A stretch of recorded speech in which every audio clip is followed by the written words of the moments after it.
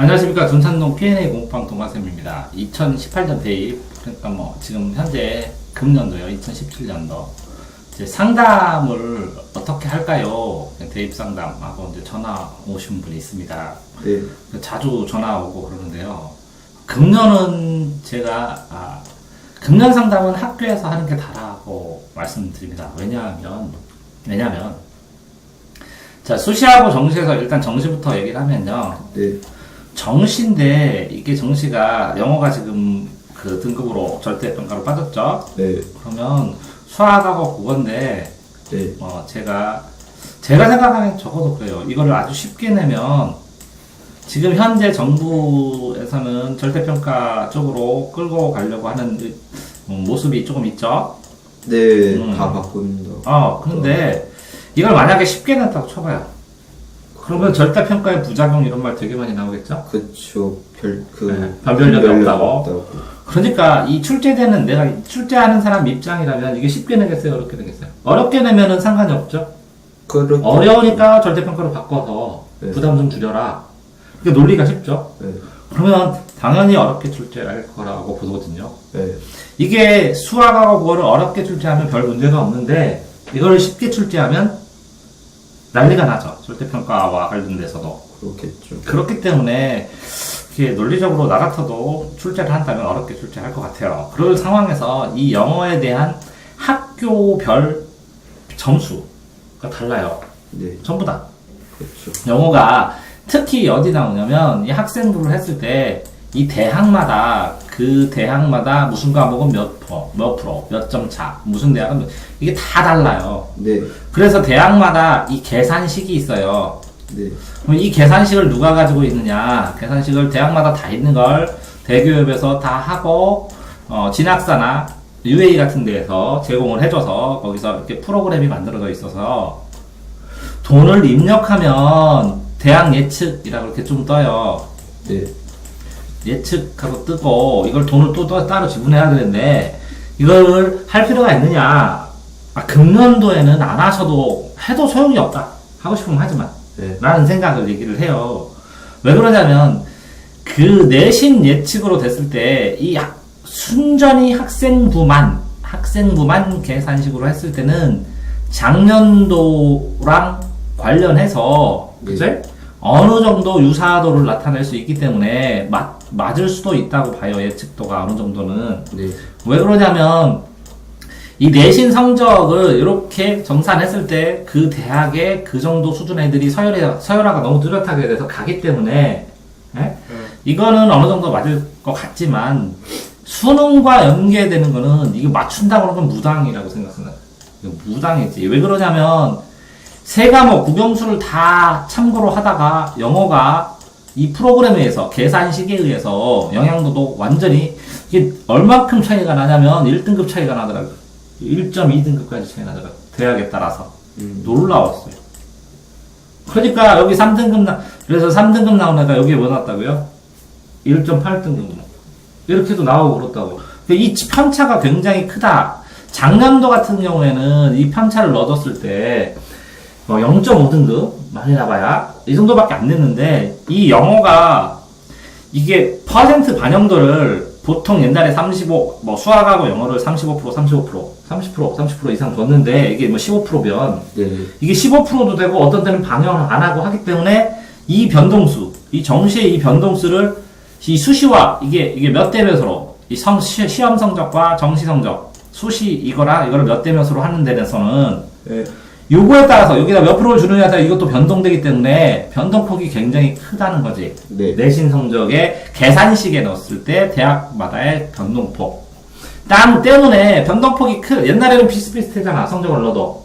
그러니까 예측도가 맞겠지만 지금은 이 변동폭이 크잖아. 네. 그러니까 A 성향은 A 대학으로, B 성향은 B 대학으로 이렇게 경쟁이 되니까 옛날처럼 비슷비슷한데 이런 성향이 있어서 내가 더 이익 보고 이런 게 없어져 버린다고. 그러니까 이거는 유사도가 어느 정도 그래도 있을 가능성이 있지만, 네. 그치? 근데 나머지 이 수능과 연관된 거는, 이게 무속인이지. 이거 실제적으로 논리성으로 해서는 맞추기가 쉽지 않다는 거지. 이게 만약에 쉬워지면 상위권 변별력이 하나도 없어지면 이거 프로그램 하나도 안 맞을 테고 그렇죠. 어려워지면 이게 하위권으로 똘똘똘똘 뭉치기 때문에 이게 하나도 안 맞을 테고 기가 막히게 절묘하게 쫙 상위권 하위권이 만족할 수 있을 만큼 난이도 조절이 딱 돼서 출제가 돼야 영어 수학 국어하고 수학 둘 다가 네. 혼란이 없을 텐데 그러기가 쉽지 않다는 거죠 지금은. 그러니까 지금 뭐 상담료를 얼마를 주고 상담을 가는데 네. 나한테 전화 오면 적어도 나는 그렇게 얘기한다는 거지. 학교에서 선생님들도 이렇게 교육청에서 아니면 선생님 이 사이트 네. 들어가는 사이트에서 이게 점검하는 사이트가 있어. 네. 그 사이트에서 딱딱딱 넣어보면 그러면 이거의 호불호가 딱 정해져서 대략 내신 점수가 어느 정도가 나옵니다. 그러니까 나오고 선생님이 이게 자주 하다가 보면 금년도에 감이란 게 생겨서 선생님이 이거는 권하고 요거까지는 써보세요. 그랬을 때 물어볼 건 그거밖에 없어. 선생님 이 대학도 가능할까요? 이 대학도 가능할까요? 그래서 그러면 최고 안정권이 어느 정도일까요? 근데 선생님도 못 맞춰 이 금년에는. 그러면 이 두 개를 권했으면 두 개를 쓰고 이거를 써줘야 하지. 할 수 없이. 이해됐죠? 네. 그런데 뭐 인터넷 기사 보니까 뭐 상담하는데 100만 원이라고 그러는데 못 맞춘다니까 이거는 금년은 특이한 상황이라니까. 그래서 이거 찍어서 올려드리는 거야. 선생님들도 보고 학부모들도 보라고. 그러니까 금년 상담 어디서 해야 돼? 학교에서 뭐만 확인하면 돼? 어떤 내신 등급. 내신 등급 차이에서 어떤 대학이 내가 유리한가? 왜? 요거는 이 변동폭이 너무 크기 때문에 옛날보다 더 칼같이 찾아야 된다는 거지. 그러면 자 내신 등급 챙겼죠? 내가 유리한 내신 등급. 네. 그런 다음에 유리한 내신 등급을 맞는 대학의 유리한 전형을 확정했죠? 네. 확정한 다음에 그 유사한 그죠? 네. 그 유사한 대학에서 그 다음에 안정적으로 갈 수 있는 유리한 것만도 힘들다는 거지. 안정적인 것 찾아가지고 선택을 하는데 수능과 연계된 거는 하나도 안 맞는다. 수능 그냥 최대한 열심히 보자. 뚜껑 열은 다음에 닥치면 해결하자. 라고 그래야 되는데 수능과 연계된 수시대학을 쓰는데 문제가 발생하잖아. 그렇죠. 그러면 이거는 변별력의 차나 이런 거 변동수는 예상하지 말고 그냥 이 내신 등급 중심으로 그냥 쓸 수밖에 없다는 거지. 이해되지? 네. 그래야 그러니까 기준치가 너무 힘들어지니까 할 수 없이 이 내신 등급 중심으로 쓰라는 거지. 그런데 이게 난이도가 쳐서 그렇게 얘기해. 두 개가 안정적이면 나 같으면 금년도에는 폭발적으로 4개를 상향 지원도 해보겠어. 왜? 이런 현상에 내가 옆에 끼든지 이런 현상에 내가 이 위에 살짝 있든지 네. 그랬을 때는 정말 대박을 칠 수 있는 기회인데 금년이. 그지?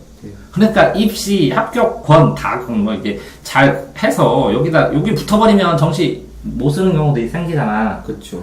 그런 거 됐을 때 만약에 이걸 써서 이 정시를 잘 보잖아 이게 수능을. 그러면 영향도가 확실히 있잖아. 그렇죠. 그래서 이걸 써놓고 나 여기 간다고 생각하고 이걸 써보고 네. 이런 전략으로 짜겠는데 그러면 조금 너무 투기적으로 쓴다고 뭐라고 하겠지. 네. 금년도 같은 경우는 이렇게 모험심을 부추기는 그런 입시의 혼란기, 변동폭 이런 게 오는 것 같아. 자, 그러니까 결국은 수시를 써서 그렇다면 논술도 그렇다. 이거랑 1대1로 돼서 이렇게 어렵게 나오면 등급을 다 못 맞춘다. 네. 그렇게 되는 상황에서 영어가 등급을 여기서 논술을 껴주면 쉽게 또 되는 경우도 있다. 그러니까 이 등급의 근데 만약에 이 등급 조건을 못 맞히는 상황이 발생하면 이거 글자 수만 채우면 붙을 가능성도 있다. 논술로. 그러니까 금년에는 연수가 너무 많으니까 결국은 상담은 학교에서 선생님들하고 이 프로그램에 넣어서 내신 차이가 얼마큼이냐 이걸 중심으로 해서 예년의 내신 이 정도 내신은 이런 대학 갔다를 중심으로 판단 기준을 잡고 그래서 뚜렷한 판단 기준을 한두 개 잡으면 나머지는 모험적으로 찾아보고 그렇게 해야 되는 상황이지 않을까. 그러니까 내신 이 점수로 이 대학 정도 가 누구나 상식적으로 판단할 수 있지. 네. 거기다가 이 프로그램에서 딱 나는 선생님들이 알려주잖아. 내신 등급 이렇게 학교마다. 네. 그런 상황에서 이 나머지는 다 모험적으로 다 이렇게 생각하면 저렇고 저렇게 생각하면 저런데 이렇게 상담 점수, 상담 금액을 내야 되나? 낼 수 있으면 내지만, 이렇게 상담을 안 받으신 분들한테 절대 불안해 하지 말라고, 금년에는. 분명히, 그지? 이거 판단할 수 없는, 여러 가지 혼란스러운 변수가 많은 상황이기 때문에, 안 맞을 가능성이 훨씬 크다는 거지, 맞을 가능성보다. 그러니까 상담을 해놓고 나중에 책임지고 한다면 상담 안 할 사람, 몇십 명, 한 80명, 90명 빠져. 네. 이해됐죠? 자, 그러니까 학교에서 뭐 확인하셔야 돼요? 자기 내신 등급. 첫째, 어느 대학마다 자기 내신 등급은 뭔가, 그죠? 네. 이 내신 등급이 맞는 학교가 수시가 있는가? 네. 논술이 있는가? 네. 그죠? 그러면 수시하고 이 정시하고 비율이 몇 대 몇인가? 네. 근데 이 비율이 크면 안정적으로 가는 거고, 작으면 폭발적으로 변수가 발생할 수 있다는 거야. 이 내신 비율이 작으면. 네. 그러니까, 이게, 이 수능만 안정적으로, 만약에 이렇게 어렵게, 쉽게 어렵게 나왔을 때, 이렇게 쉽게 나오면 소용없고, 어렵게 나왔을 때, 내 생각엔 국어가 어렵게 나와. 어렵게 나왔을 때, 이 폭발적인 기회가, 이제, 네. 얼떨결에 막, 명문대 가고, 하는 기회가 많이 생길 수도 있으니까, 절대 포기하지 말고, 내신이 최대한 유리한, 네. 덜 깎아먹는, 그런 대학도 찾아보라는 거지. 네. 그건데 그거를 상담을, 그러니까 담임 선생님은 요게 안정적이야 이렇게 얘기를 하고, 여기인데 여기 하나만 제가 써볼게요. 제발 요 하나 떨어지지만 이렇게 하는 거 하나 써봐도 되는 타이밍이 나지 않나 라는 생각을 한다. 네. 입시 상담. 네. 알겠죠? 이거 다 아는 거였죠? 네. 고3이라 다 아는 거였죠? 수고하셨습니다. 네.